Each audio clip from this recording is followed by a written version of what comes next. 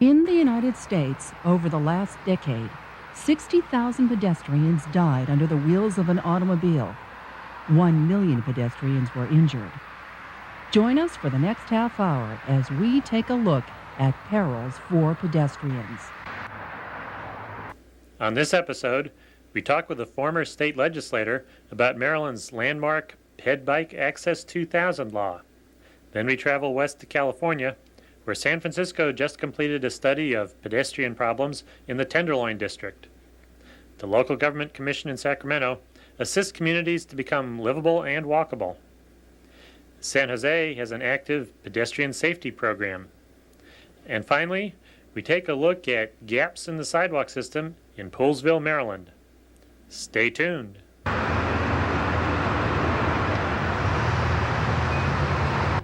We're in College Park, Maryland, talking with Jim Rosapepe, who spent 11 years in the Maryland House of Delegates. Bicycling Magazine selected you as a bicycling-friendly politician a couple years ago. What did you do to deserve that distinction? Well, I have been active over the years in the legislature in promoting bicycle and pedestrian access. In 1994, we passed the Bicycle Pedestrian Access 2000 bill, basically setting goals for the year 2000 for increasing the safety and access for bicyclists and pedestrians in the state. We also, here in this district, Senator Arthur Dorman and my colleagues and I, in 1992, I think first time in state history, made our votes on major transportation legislation dependent on getting substantial bicycle and pedestrian improvements here in this district in College Park. So, bike paths and sidewalks rather than just highways? Yeah, exactly. I mean, we felt that that kind of balance was important. It's important to our constituents here in College Park, where the University of Maryland is, where there's so many young people who live close to the campus, who ought to be able to get to campus and get home safely on foot or by bicycle, as well as senior citizens and middle-aged folks like me ought to be able to get around in these fairly dense areas without having to use our cars all the time.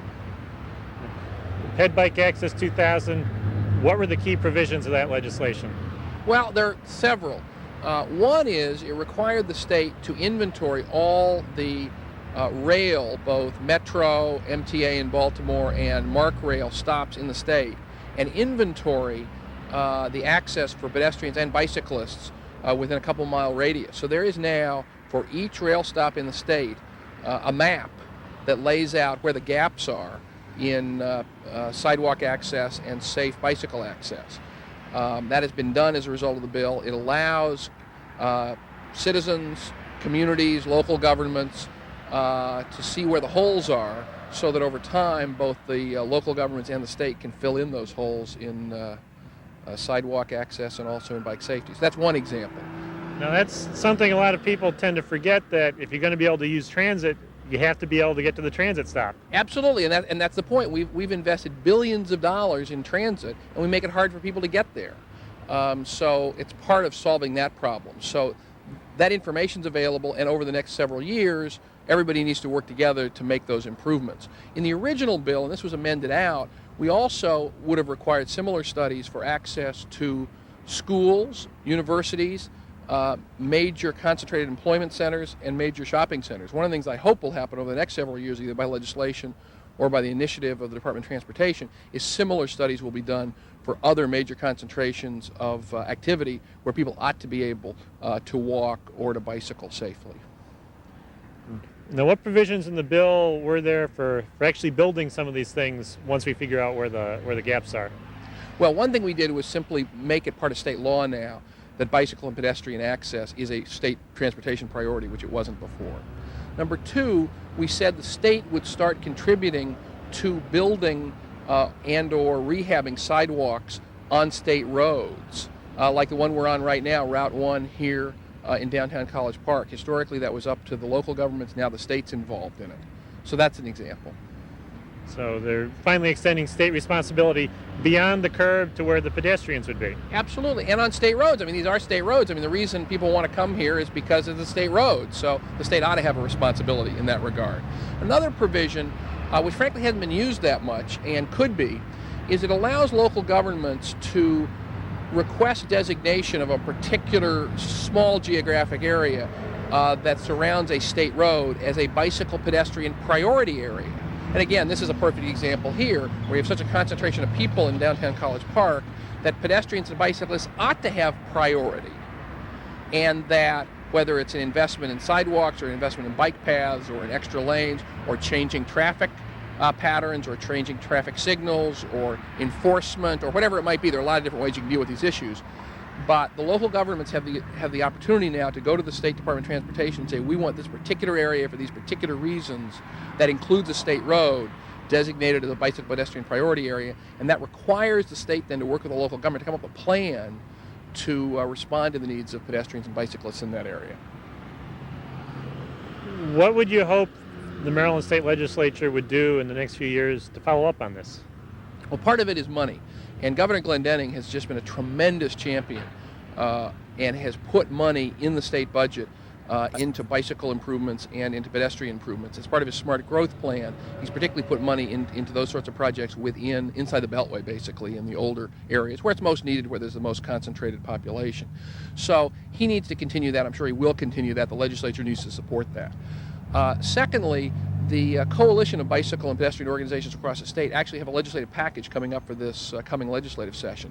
And Delegate Joan Pitkin from here in Prince George's County, I believe, is going to be sponsoring it in the House. Senator Arthur Dorman from this district, who sponsored the Bike Ped 2000 bill with me, I suspect will be sponsoring legislation in the Senate. So there will be legislation in this session trying to build on some of the improvements that we've undertaken.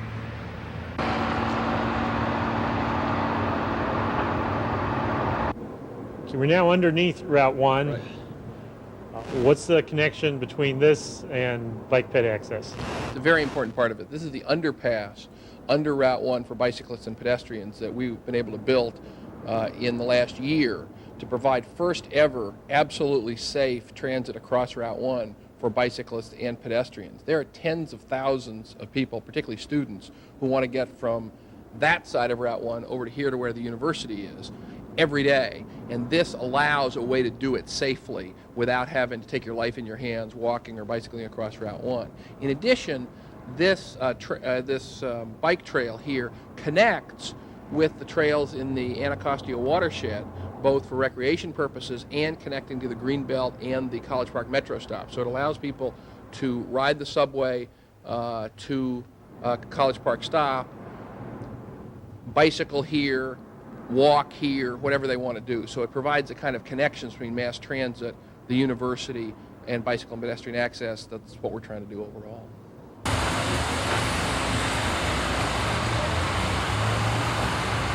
We're talking with Jane Lev, who's a health educator with the Department of Public Health, City of San Francisco. You've just been working on a project in the Tenderloin. What have you been doing? Okay, this has been a Healthy Cities project. A Tenderloin Pedestrian Safety Project is the name of the project. The intent of the project was to look at resident perceptions of pedestrian safety issues in their neighborhood.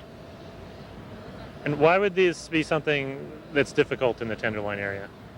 Well, the Tenderloin is kind of a pivotal location in San Francisco. It's sometimes called the Central City. It actually is an area that would allow north and south of the city traffic to be traversed in the city. We don't have freeways in this city that actually allow for that kind of circumventing of neighborhood streets. So it's a dense inner city area where there's a lot of traffic. It's particularly I think interesting and difficult because of the neighborhood mix. It's an older part of the city, as evidenced by its name, the Tenderloin. It's very multicultural. It's a magnet for new immigrants because it's an inexpensive, relatively inexpensive place to live. There's a lot of seniors on fixed incomes. There's a lot of transient hotels or single residence occupancies where there's a lot of sometimes homeless, sometimes transient people living. So as a result, there's a lot of drug use there's a lot of drug use among that population, alcohol use. And so, people who use alcohol or drugs, seniors, and families with young children have been shown in all studies to be particularly vulnerable to pedestrian-involved accidents. I think that the other piece that makes this particularly interesting is that in the last year, the remnants of the freeway that did enter into the city were removed for earthquake retrofitting, and so more cars have been on the street, and I think that it reached a critical mass. And the neighborhood asked that this project happen. They asked that there be a focus on pedestrian safety issues because it's so much a part of everyday life of getting through the Tenderloin is trying to navigate through traffic. And what were the stages you went through in determining the neighborhood's views on? Okay. We started by forming a community advisory board. First of all, to have community input, but secondly, to have a way of working with the diverse communities within this neighborhood. So a number of senior organizations, agencies that worked with families and children, healthcare centers formed the advisory board. Then surveys in 7 languages, written surveys, were developed in English, Spanish, Chinese, Vietnamese, Laotian, Cambodian, and Russian.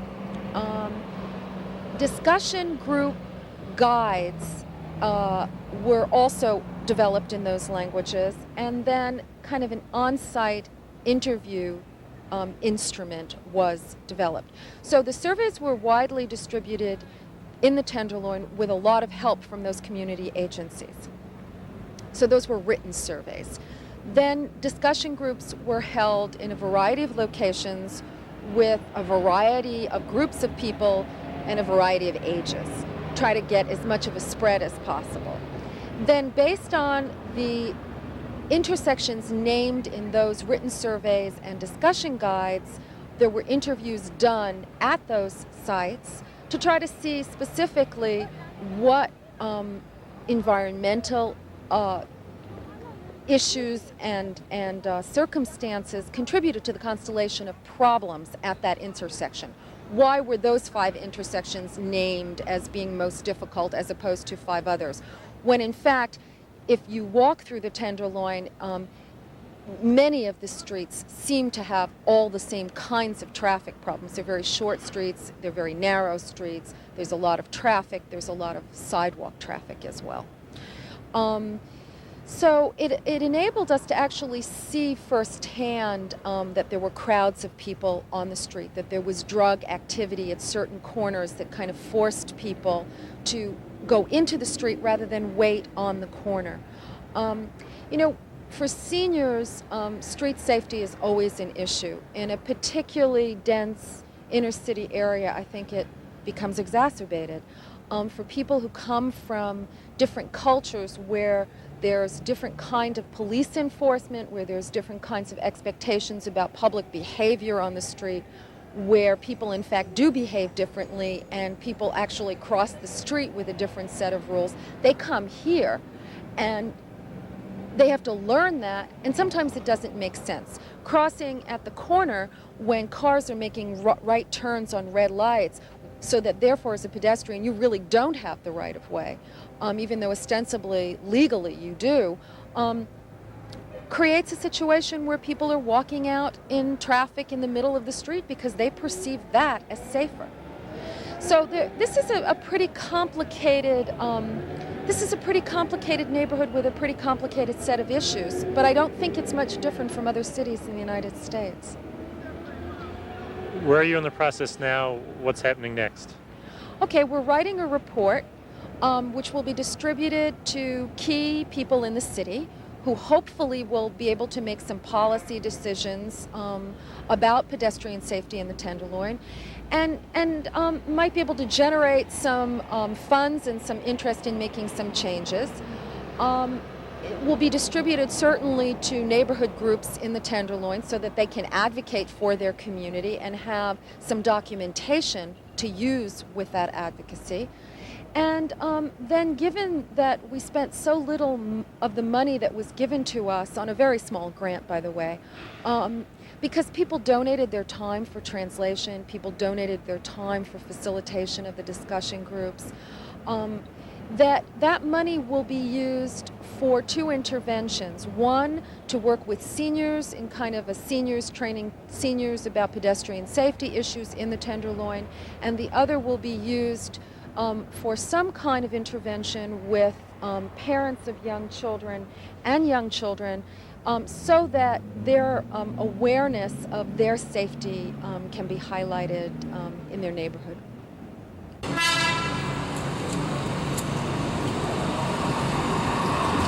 We're in Sacramento talking with Judith Corbett, who's Executive Director of the Local Government Commission. What is the Local Government Commission? It's an organization of mayors and city council members and county supervisors, primarily from California, but we have some from Oregon and Arizona and Idaho and Washington as well. And they're people that are really wanting to make their communities better and looking for strategies to do that. And that's what we do. Our job is to help them. You have a big conference coming up next month. What's the name of it? Putting our communities back on their feet, which is a play on words, because what we're trying to do is make more economically healthy communities, but also have communities where people can walk or take transit and not be so auto-dependent. Has that been a problem that people have perceived? Yes. Statistics show that people really don't have a choice as to how to get to where they need to go. They are taking cars, and that's creating real problems in terms of sprawl in California. In terms of economics, we can't afford to keep up with the freeway expansion. In terms of health and air pollution, it's creating a lot of problems, and we're trying to get a handle on that and fix it. So what sort of things are you going to cover at the conference that'll help out the local governments? This is our 4th annual conference, and it's not just for local governments. This one encompasses the entire western states, and we bring in people from government staff, state, federal, local level, nonprofits, citizens, architects, planners. And this conference is going to look at the intersection between better land use planning and economic health, physical health, economic equity, looking at the impact of gated communities and how that's hurting us as a society.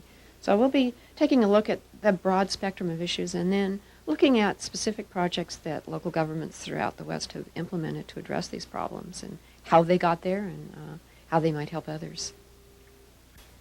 If someone wanted more information about your organization, do you have a website? We do, and it is www.lgc.org. See you there.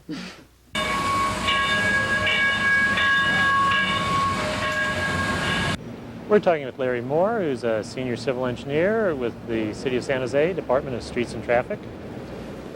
What has San Jose been doing for pedestrian safety? San Jose has a multitude of pedestrian safety programs. We have our regular traffic engineering, which takes concerns and complaints from the public regarding pedestrian issues. We are looking at all marked crosswalks at uncontrolled locations right now to assess their safety as to whether or not they should remain. We have done a very large investigation for young pedestrian safety. About 3 years ago, we did a citywide study called KidSafe, where we assessed young pedestrian safety for children under 10, and we took a significant number of remedial actions related to ice cream trucks, removal of on-street parking to reduce the amount of dart-out accidents, and in fact we saw about a 90% reduction in young pedestrian accidents just as a result of that particular study. We also have a school safety section that performs on a regular basis adult crossing guard studies per request of the school. And we have a consultant currently performing citywide suggested route to school analyses to provide suggested route to school maps for each elementary and middle school within the city of San Jose.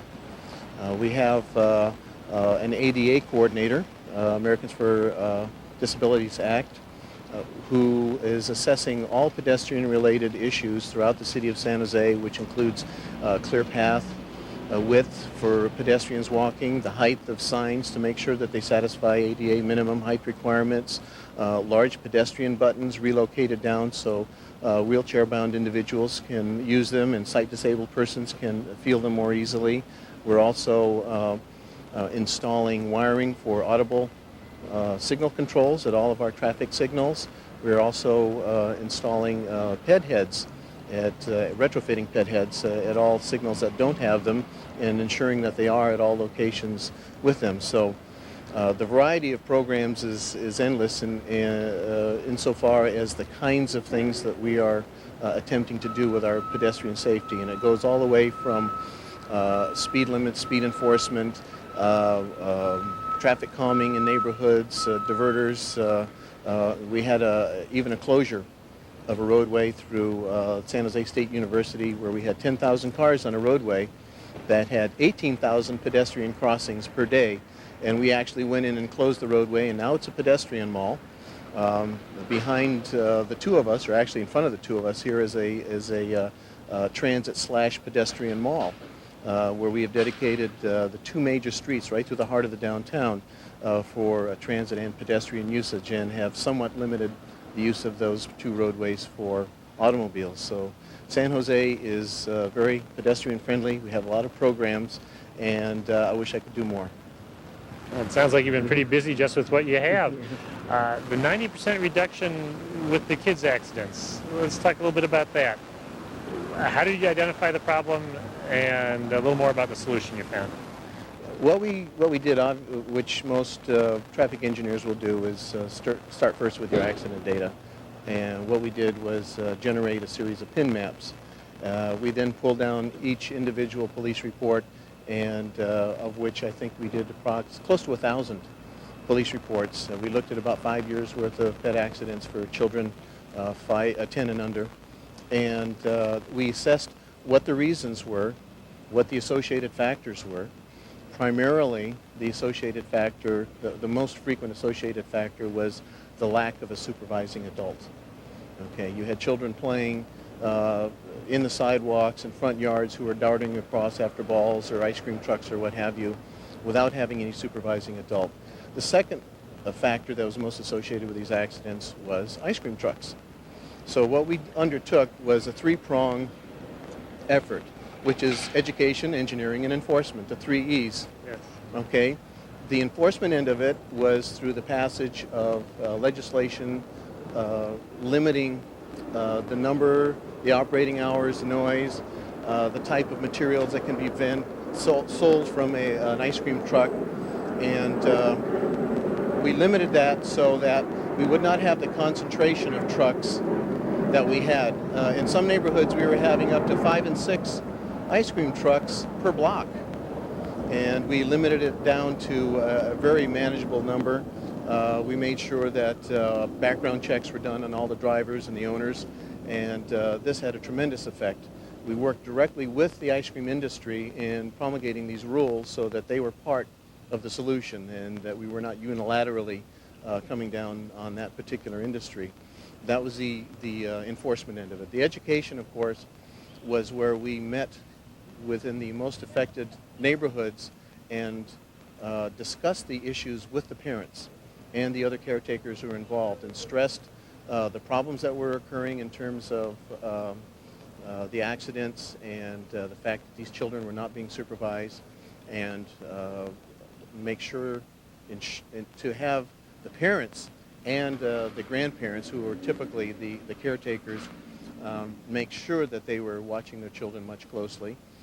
And we did the education out in those neighborhoods about every 6 months. The neighborhoods where we had the worst problem are typically low to moderate income. They have a very high turnover. It's a rental area. And the turnover rate we estimated through our housing department was about every 7 months a unit would turn over. So that's how we decided to make our education program repeated every 6 months, so that we would catch this new flow of people who are coming in. And then finally, there was the engineering aspect of it, which we did through the assessment of the analysis of our pin maps, and we had selective parking restrictions placed on the street to keep people completely off the street during certain times and certain locations where the accidents were the highest, because the children were darting out between parked cars. And between those 3 efforts, we reduced the accidents for young kids by about 90%.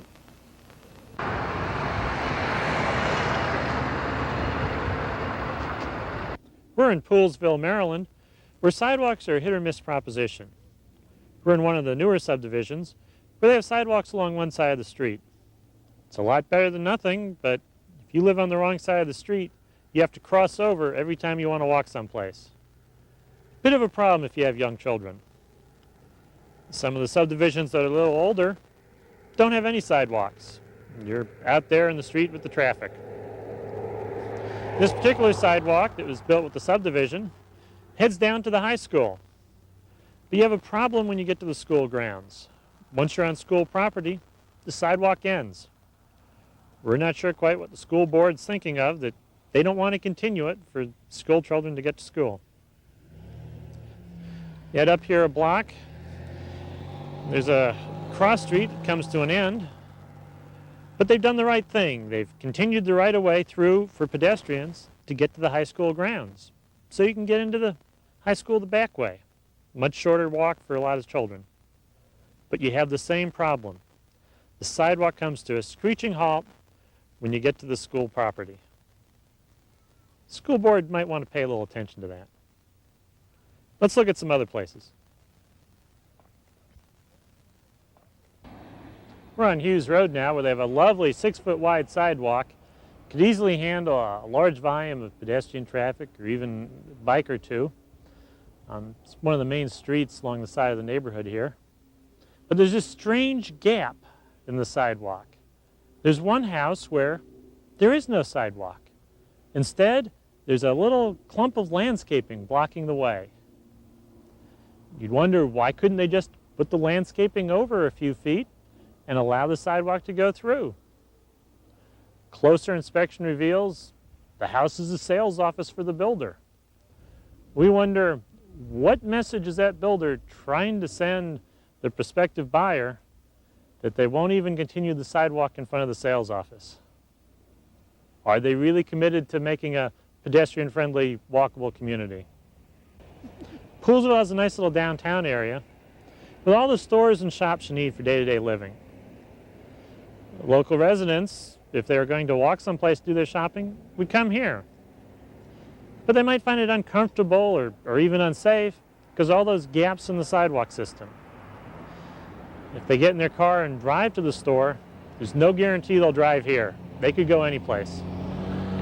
A lot of the stores have signs in their window asking people to shop locally, support the local economy. You need to follow up on those signs with a little work on the infrastructure so people feel comfortable walking here. And then you can keep them as a customer. Visit us on the internet at www.pedestrians.org.